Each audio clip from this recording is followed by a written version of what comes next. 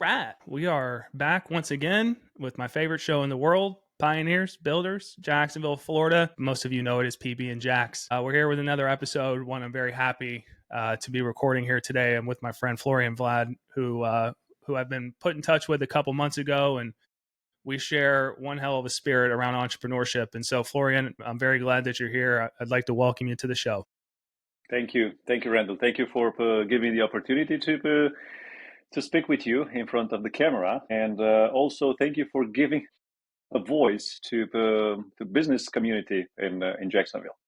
Oh, man, you're very welcome, and it's my pleasure. And we get to have these stories, which are great because then we get to learn about people like you who are doing just amazing things that maybe don't have the shine that they deserve. And I'm here to talk about your businesses, of course, and your passion for entrepreneurship, startups specifically, and then also your passion for bringing all that home here in Jacksonville, Florida. So I'd love to get underway with the fact that you, unlike most of my guests, you're not from here. You're not even from the state of Florida. So I'd love to start with the origin story, and let's talk about where you're from. Where'd you spend the first part of your life, and what made you decide to call Florida home?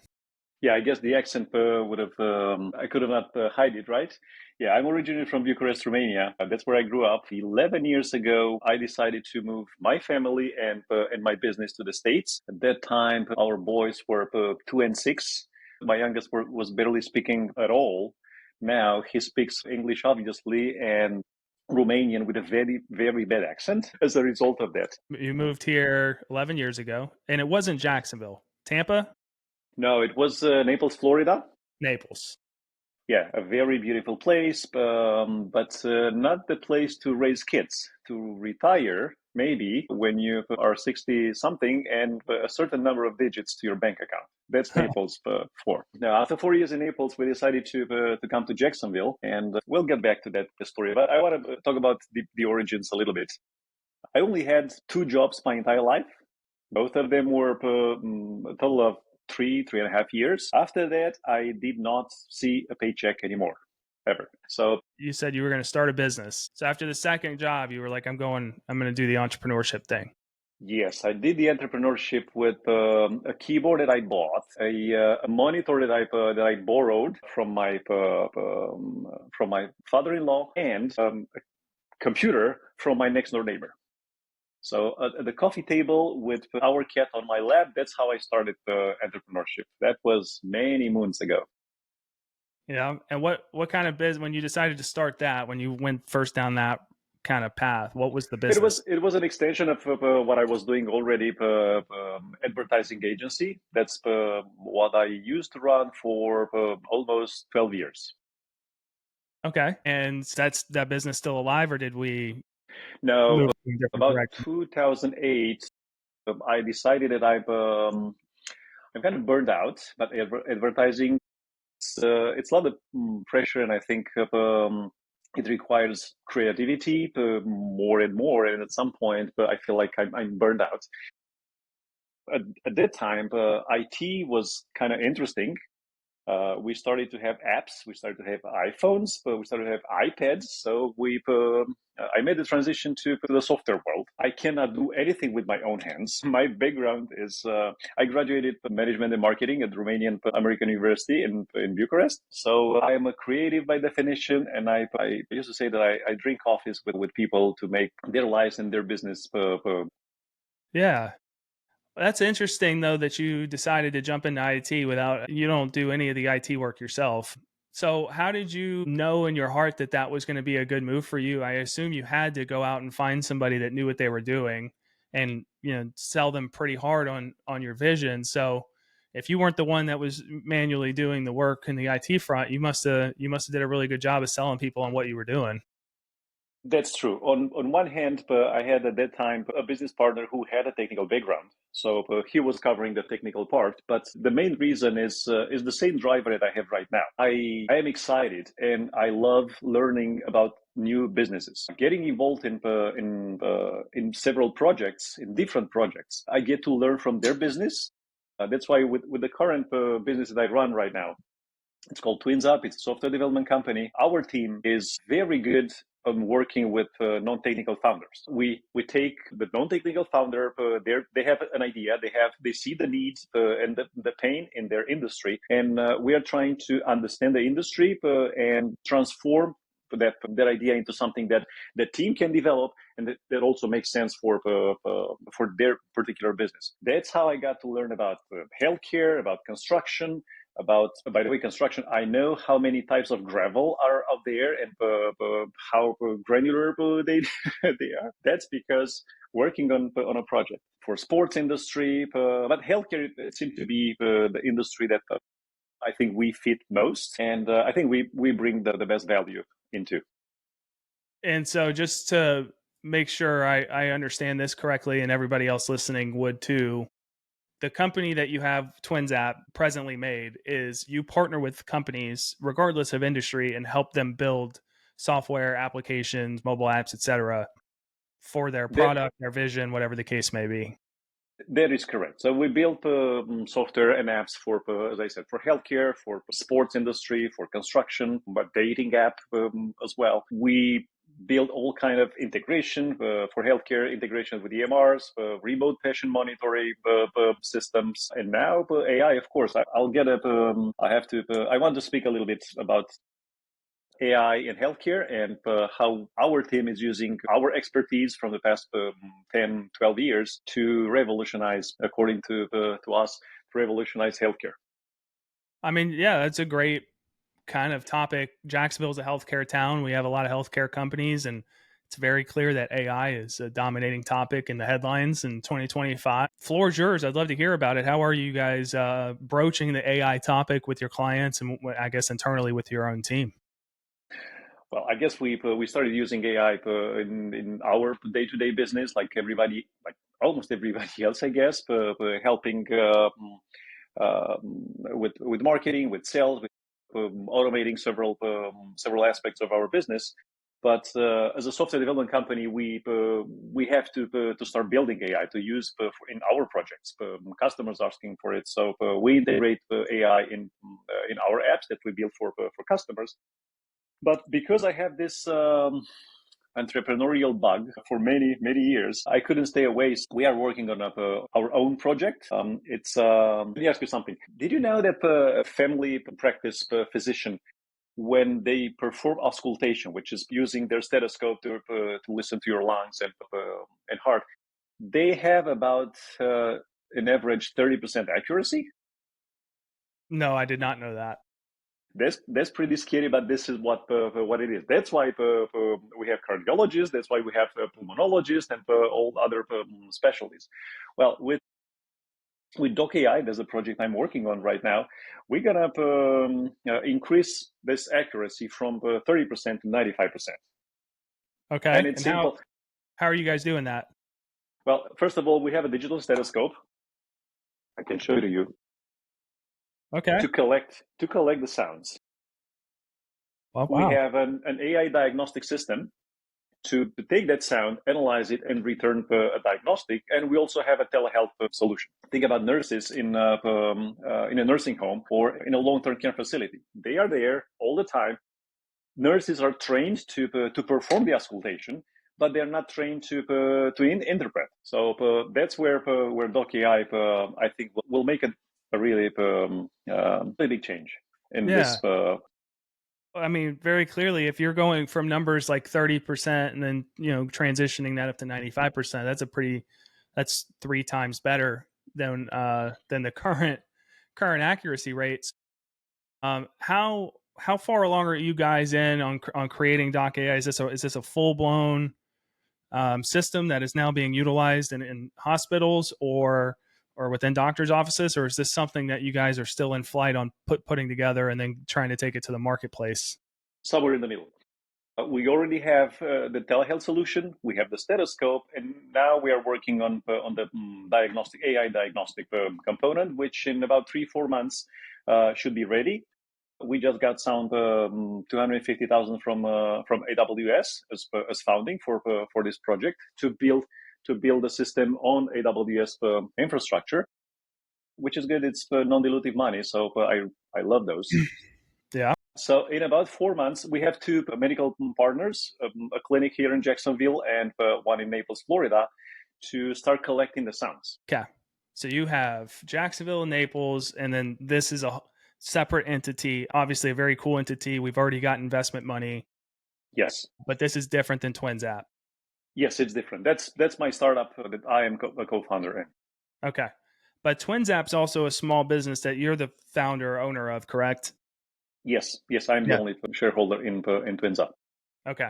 Yeah, that was obviously that's why you and I are talking today, is because you have two companies that are both startup and small business by nature. And I think you and I both share a great passion for entrepreneurship. So I'm going to ask you this question. It'll be a fun one for me. When you started twinzAPP and you found out real quickly how tough it is to own a business, especially one that you don't have a lot of experience in, you're not a big technical guy. You started a technical business. And I'm sure that that came with its own challenges and speed bumps and roadblocks. And you were working very hard to get it off the ground. When did you say, man, I really enjoyed every second of that? Let me go do it again. I'm going to go start up this Doc.ai thing from scratch after feeling the pain of my first startup. How did that come together? I don't think I ever asked myself this, and as I mentioned earlier, I think I'm infected with this entrepreneurial bug. Bug.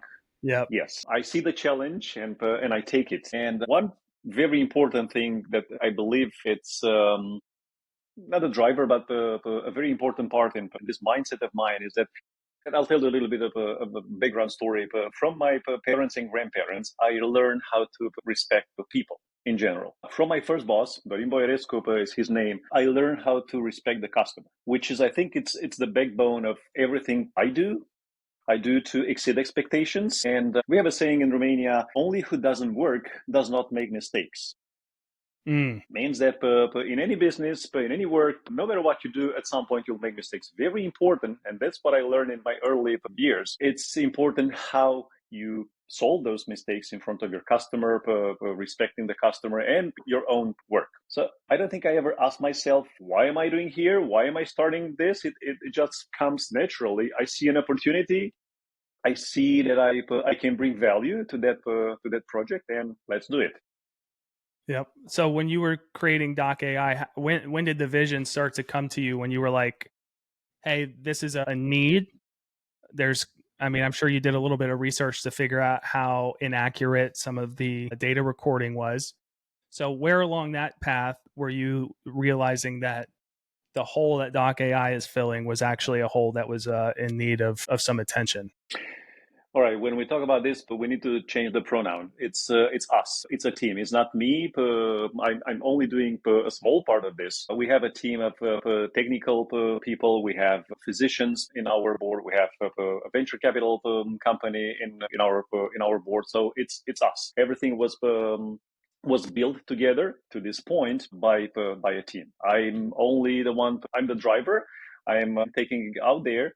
But the need, we saw it when we discovered this digital stethoscope, which is inexpensive. And with it, we can penetrate the market and collect a lot of information because AI, it requires a lot of data in order to be trained properly.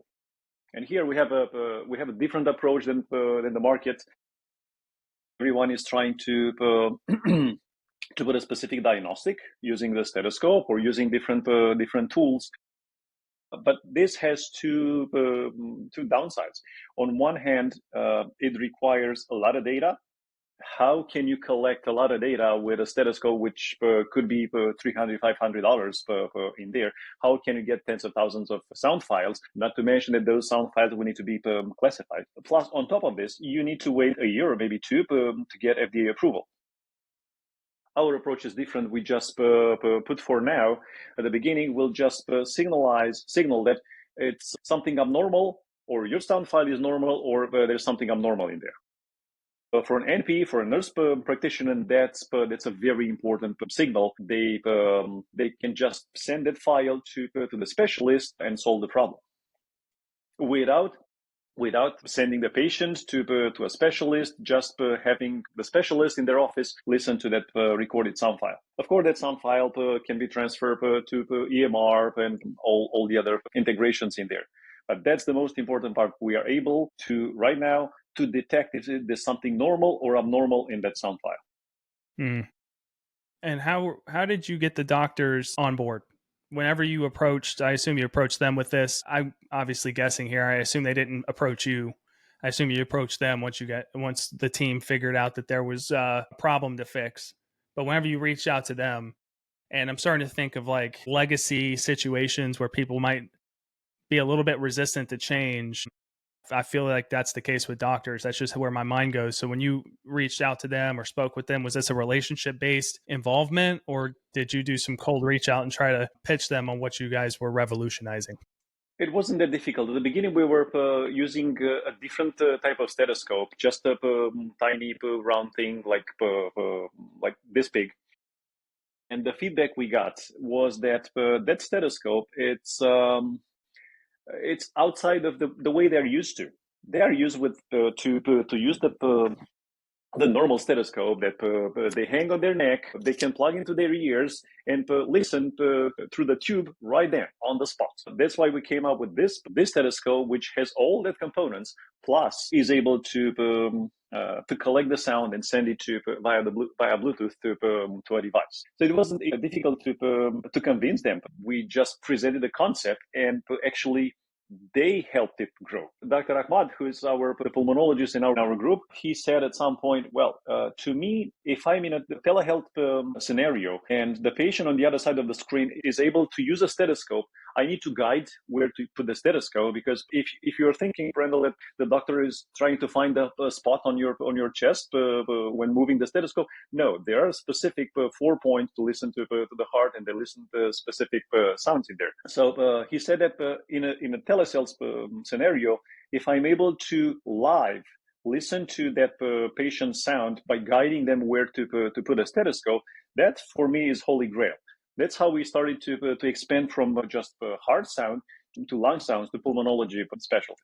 So I don't think it's hard. It was hard at all to get doctors on board, including the medical practices that we have as medical partners here to help us collect sounds and implement the beta solutions once it's ready. Yeah, it's an app, like a practical application I didn't really think about was telehealth, but it makes perfect sense. I mean, that's where everything's shifting to online, right? Even remote work's been a big thing, but remote appointments. Mm-hmm. So somebody having access, being able to do that is kind of impressive. RPM, remote patient monitor, is over there for many years already, and the devices are more sophisticated. But an oximeter or a blood pressure monitor or a sugar blood monitor, that's something that you can use by yourself. But a stethoscope, you don't know what to do with it. So if you try to record some sounds from your heart, you don't know where to put that stethoscope. That's why in a telehealth situation, that is very valuable for the pulmonologist and the cardiologist on the other side. With the cardiologist and pulmonologist, do they get like live access to the sounds, or is it just recording the sound and then being transmitted for future? Both. Our telehealth solution is using a separate system to transmit the sounds from the stethoscope, because a video conferencing solution like the one that we are using right now is not able to transmit the quality of the sound that we need for auscultation. So we are using a parallel solution to transmit live, actually to broadcast practically that sound to the other side separately from the sound that is transmitted through the video conference. Okay. No, that makes sense. All right. Hey, listen, this is great. This is impressive, and it really is solving a problem, right? So, because in my mind, I'm thinking about how about all the people that have to have home appointments because they're in a wheelchair or they don't have family members that can take care of them, yes, or whatever the case may be. So we know where you're at present state, right? You've developed, we have the stethoscope, we have the AI utilization, we have the partnerships that are growing. What's the future state? What's keeping this app from being where it needs to be? Like what's our timeline and our roadmap? In about 4 months, we shall have a working prototype in there. We need to start with beta testers. So I will be looking pretty soon for practices and medical practices and hospitals to start implementing and use this, because it's also fine-tuned and to fine-tune the system, but also at the same time to collect more and more information, more and more sound files classified from a variety of category of patients in order to train the AI model to be more and more accurate. Yeah. At some point, we need to detach from this normal and abnormal and looking for specific diagnostics to put there. But as I said earlier, this requires a high volume of data before being. Yeah, and in the beta testing, I assume that that's what you guys are going to use to tweak the language models. Like when people like, hey, is this accurate? Yes or no, and then you can say yes or no, and if it's no, you can kind of tell the model what the actual answer is, and it's kind of going to help dial it in. Do I have that right? Is that kind of what you're going to use it for? Exactly. Initially, the physicians that are in our group are the ones who will classify those sounds and send them to the machine already classified. So the machine, the AI component to start learning. And then when the AI spits out potential diagnostics or normal and abnormal, we have the same sound of to verify, to confirm if the machine was right or not. Okay, makes sense. Is there a patent on this?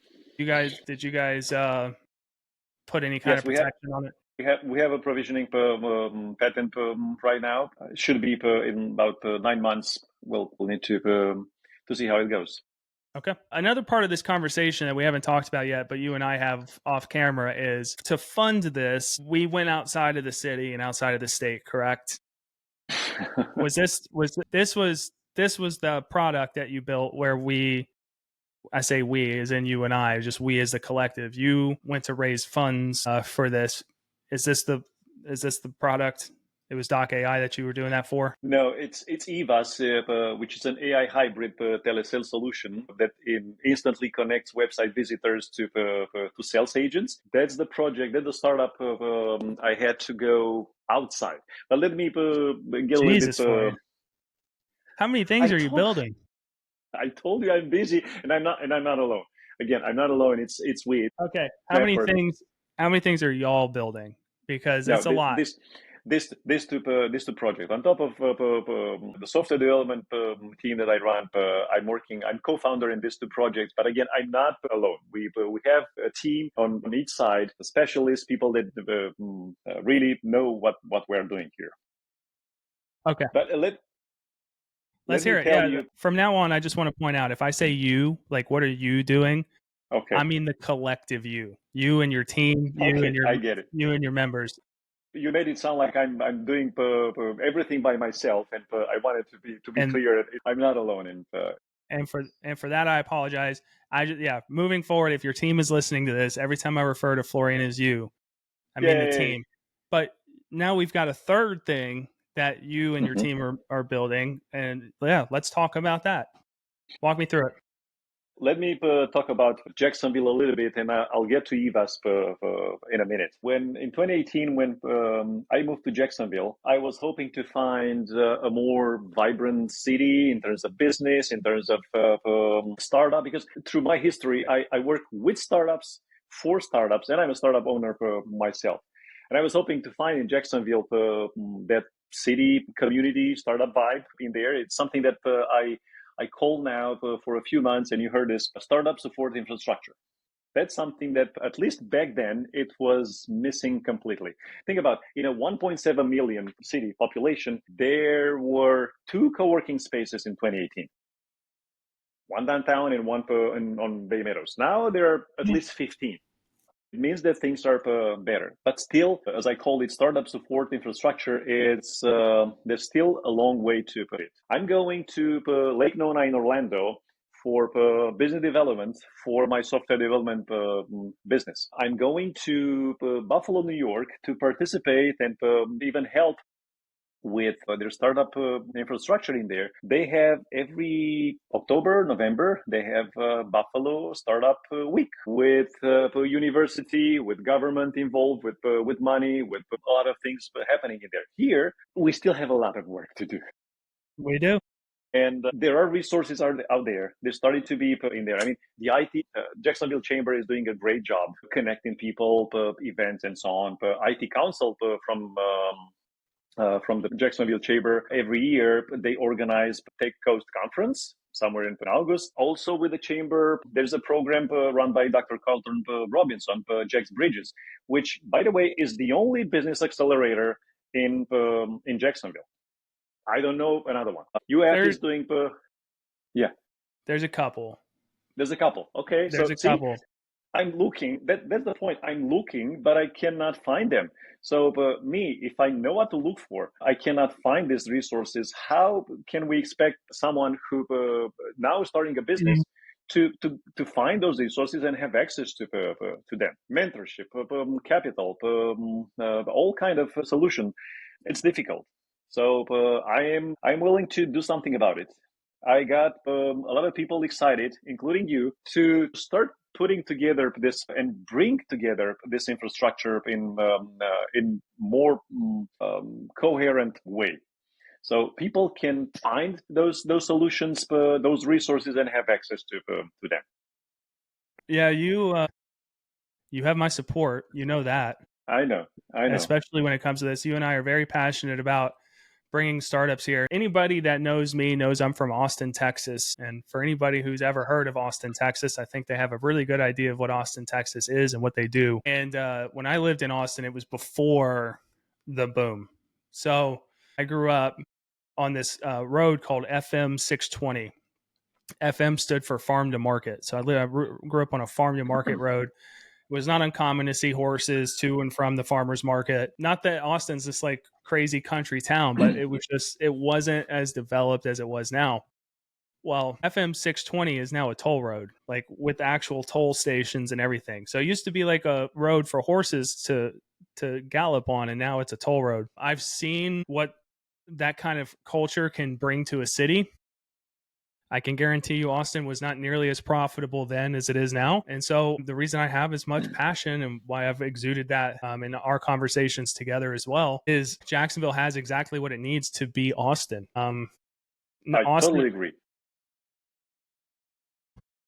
which are the two most notable big changing cities, are cities that are in tax-free states that have rivers flowing through the heart of their downtown. Well, Jacksonville, Florida is a big city in a tax-free state with a river flowing through the heart of downtown. The only difference between the two to date is that Austin and Nashville did something about that. They utilized the river as a resource. They built around it. And I'm not talking down on Jacksonville because Jacksonville is now breaking ground alongside the riverbanks and building things and starting to energize the base of folks who are tied to this startup culture, who have the same bug that you have. Through our conversations, and we'll get to this in a second, you and I agreed like they might be things that exist. The accelerators might exist. It's just nobody knows about them. The venture capital funds may exist. It's just that nobody knows about them. So right now, I think step number one for us is, in terms of a city, is how do we make what's out there more recognized? Like, how do we get people to find it? And then two, obviously, let's build more of it. So that was long-winded, but you and I have been talking about this forever. It's a passion of mine. What are your thoughts on everything that just came out of my mouth? I think you are absolutely right. Jacksonville has everything to succeed for in that direction. I think what it's needed is willpower. Let me get back to my story with EVAS, which is the telesales solution. So with that, in the past year, my business partner and I, we participated in 5 business accelerators. From Fondo University in San Francisco to Launch New York in upstate New York to Riot in Virginia, Propellant in South Carolina, you name it. All of them, all this provide resources, mentorship, access to all kind of perks and resources, of course. Most of them end up with demo day or demo week, depending on the program. Mm-hmm. But almost all of them, they have something really specific, which our VC, the current VCs in Jacksonville, I don't think they do. If somebody is putting money in my company, they ask me to set a footprint in there, either to incorporate in their state or in their county, or to grow in there. That's something that we need to do. I don't think our the VCs in Jacksonville, they do that right now. So they don't. No, they don't.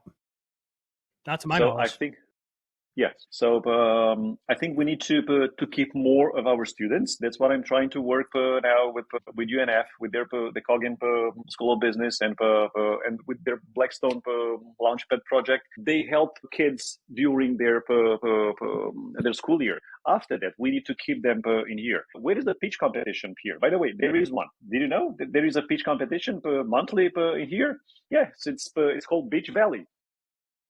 So Really? to my point, there's if you didn't know about it, how do we expect 10 startups to learn about it and be there to pitch their products or their ideas? So I think we still have a lot of work to do. We are on the right track with co-working spaces, with business accelerators. We started to have VCs in town. That's great. I'm looking to see Jacksonville Tech Week. I know it's somewhere in August, but it's coming back again. I'm looking to see pitch competitions, mentorship. It's something that in any environment, and I'm sure in Jacksonville as well, you can find very easy. People are willing to help. Yeah. People with knowledge, but there's a need for someone to go and ask them, "Hey, can you help this to get off the ground?" They don't know accounting. They don't know how to form a company. They don't know how to write a pitch or to make a pitch deck. Can we help them? I'm sure there are people who are willing to do that. There is someone that needs to do the ask and create that infrastructure to put it together. Yep. I agree with you. I think the most fascinating thing why this podcast even exists is because obviously we would like to attract talent and attract businesses here. I would love that. But I don't think we realize how many entrepreneurs we have in this city already. And we just need to go find them. There's so many people that are solving problems right now that we just have to go find them, right? It's a real chicken or the egg situation. However, I do think we have an answer here. And I give you a perfect example. I'm talking to you. As of like 3 months ago, we didn't know each other. I'm glad we know each other now. But I sat down, we had lunch, and you were like, I'm doing this, I'm doing this, I'm doing this. And I'm like, how the hell do I not know what you're doing or know more about it? And so I'm thinking to myself, I left lunch and I was like, how many more Florians are out there? And I think that there's a ton. I just think we need to do a better job on covering them.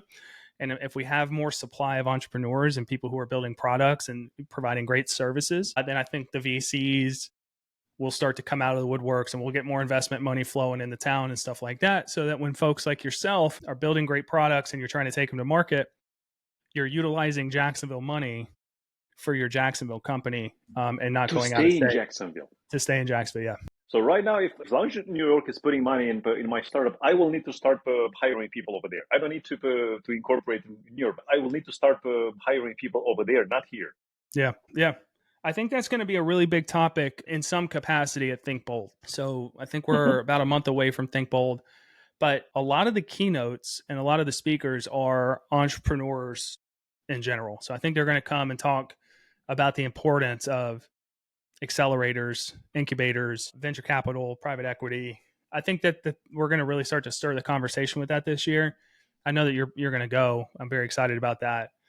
And I'm actually going to be podcasting with the keynote speakers in the green room this year, helping get extra content out for people to digest, which I'm really excited about. But that's what I want to say. I think you're right. I've been on, we're on episode like 20 of PB and Jax. I think every episode so far, I've said Jacksonville needs to do better. I started this podcast because I think Jacksonville needs to do better, but I give Jacksonville credit.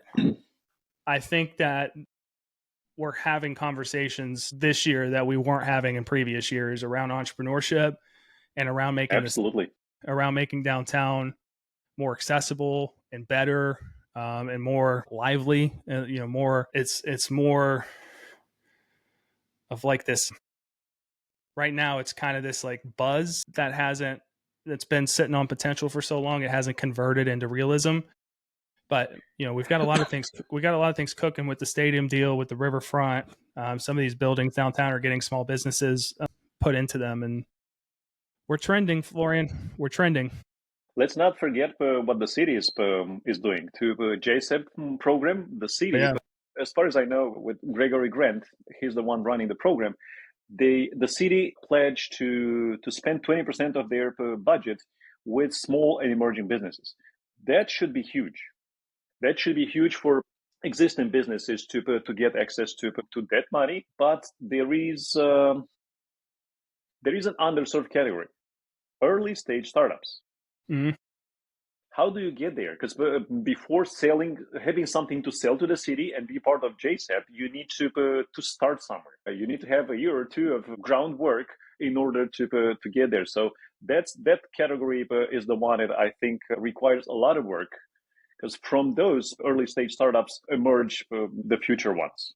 Yeah. To be JSAP, you have to be in business for at least a year. And I try to like limit how many nice things I say about Greg Grant, because I don't want his head to get big.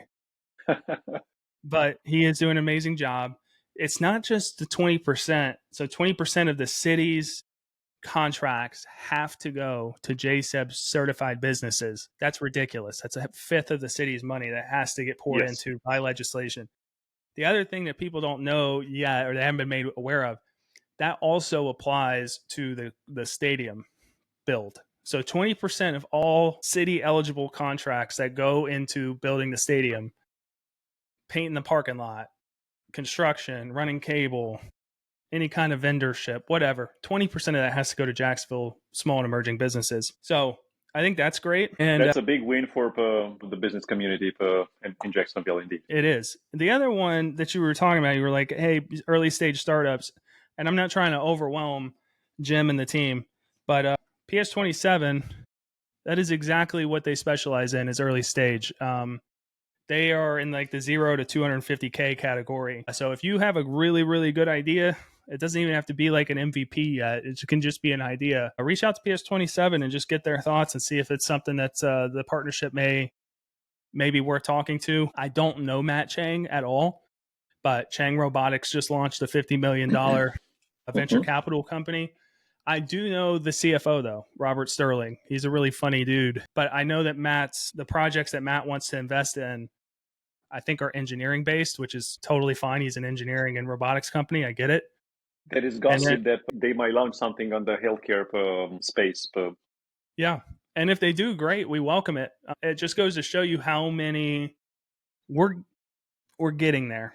We're slowly getting there. We have people to turn to now. It's only going to get better, but it's through conversations like this that helps us get there. So I think if the city found out that X amount of money was being poured into your company from an outside city, and then now you have obligations to that outside city, I think they'd feel some type of way about that. And it's their fault, because we should have had the means for you. But I'm hoping that as you and your team continue to build brand new products, because it seems like that bug isn't going anywhere for you, hopefully we can start to integrate those here in Jacksonville, make Jacksonville the home base for all of them.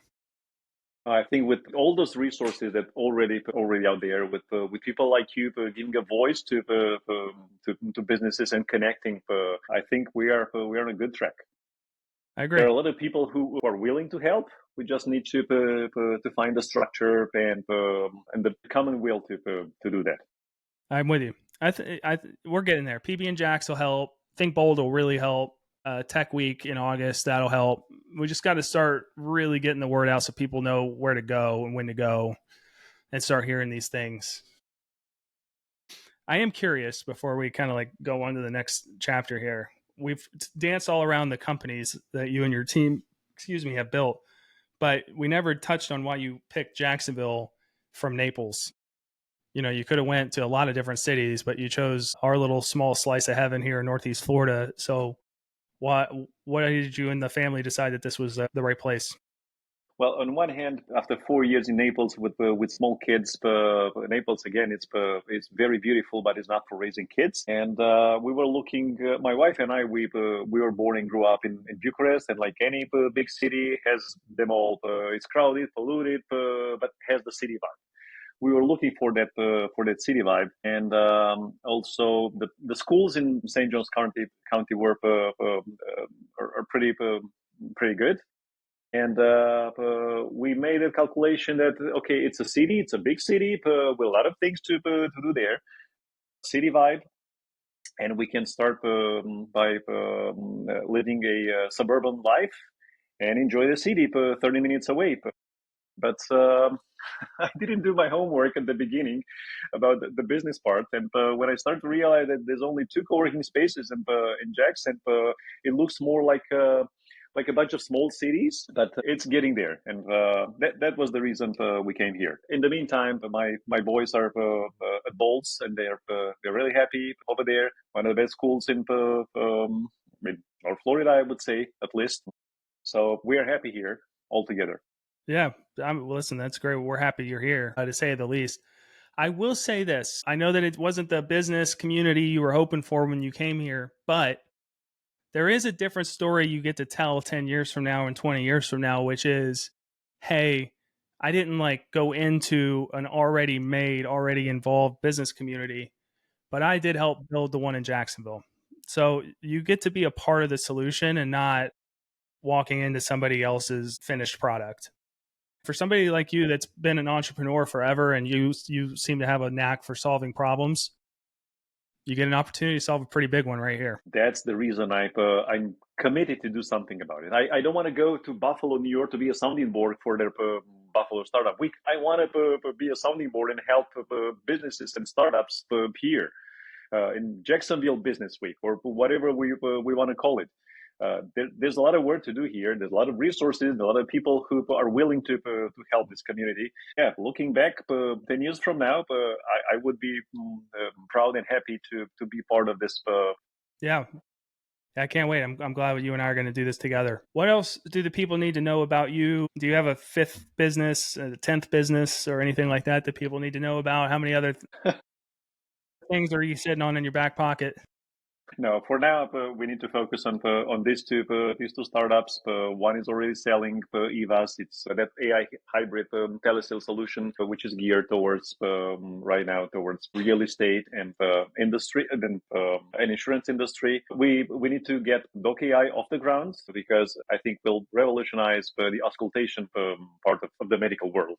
Let me ask you this: for people who are interested in what we're going to do with the business week, or if they're interested in your startups, or if they're interested in the software development company, or if they're interested in anything else you have involvement in, or maybe they're just entrepreneurs themselves and they have a question, they can't seem to get over the hump, where can they find you? Absolutely, I'm on LinkedIn. I'm willing to talk to anyone. If anyone is asking for help or support, that's what I'm trying to do here. So Florian Vlad on LinkedIn, that's where everyone can find me. Florian Vlad on LinkedIn, twinzAPP.com, evos.live. And then is there an email that people can find you at? I can put it in the show notes. Yes, it's florian.vlad@twinsapp.com. Okay. Awesome. Well, for anybody out there that's got entrepreneurship questions, I would probably turn to the guy that's built 87 companies to get those answered. So talk to Florian. And then obviously, Florian, it's not just you and I. There's a ridiculous amount of people in this city who are trying to see it transcend the way you and I have visions for it transcending. Very excited for us to partner and continue the good work. Obviously, conversations like this help. I really appreciate you being here and just sharing your story and being a part of the cause, man. Absolutely. Thank you so much, Randall, for giving the opportunity to talk to you. And again, thank you for giving us a voice. Oh, of course. Thank you. Well, for everybody, I look forward to see you on Think Bold Festival. Yeah, I don't know. Can you see the logo up? There's the logo is up. No, it's okay. It's not in the camera.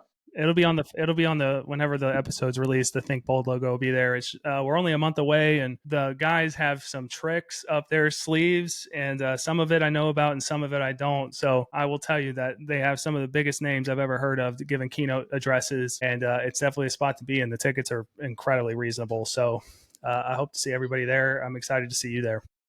I look forward to it. Yes, sir. All right, man. Well, thank you again. I appreciate you. Everybody listening. This was Randall Thomas, PB and Jax. We're excited to get this one out and continue the conversation. Thank you.